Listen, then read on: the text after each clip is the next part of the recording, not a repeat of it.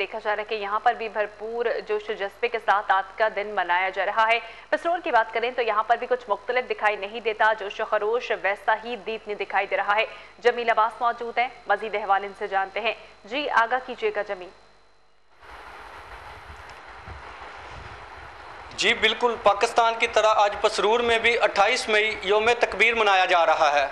आज ही के दिन हमारा प्यारा पाकिस्तान इस्लामी दुनिया की पहली एटमी ताकत बना। इस हवाला से पसरूर प्रेस क्लब के सरपरस्त आला शहबाज ज़की साहब हमारे साथ मौजूद हैं।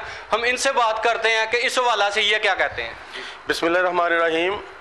पाकिस्तानी हम बहुत खुशकिस्मत हैं कि मुसलमानों में सिर्फ पाकिस्तान है जो इस वक्त एटॉमिक पावर है, और मैं ये समझता हूँ कि 28 मई योम तकबीर एक मुश्तरका कामयाबी थी, सियासी जमातों की कामयाबी थी, पाक फ़ौज की कामयाबी थी, साइंसदानों की कामयाबी थी, और यही वो कामयाबी है जिसकी वजह से आज पाकिस्तान नाकाबिल तस्खीर बन चुका है। और नाकाबिल तस्खीर क्यों ना बने, जिस मुल्क के नौजवान जो हैं उनको तस्खीर करना नामुमकिन हो, जिसकी अफवाज को तस्खीर करना नामुमकिन हो, वो योम तकबीर के नाम से ही दुश्मन जो है वो लरसता है। तो मैं समझता हूँ कि जो 28 मई है ये हमारा बहुत अहम दिन है।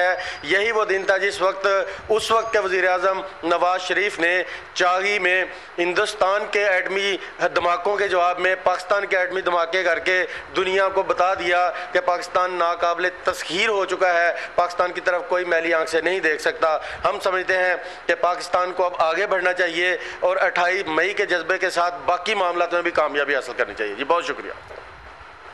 जी बिल्कुल, जैसा कि इनका कहना है कि मुस्लिम ममालिक में सिर्फ पाकिस्तान वाहिद मुल्क है। बहुत शुक्रिया जमील अब्बास, आप हमें तफसीलात से आगाह करे थे। सुनहरी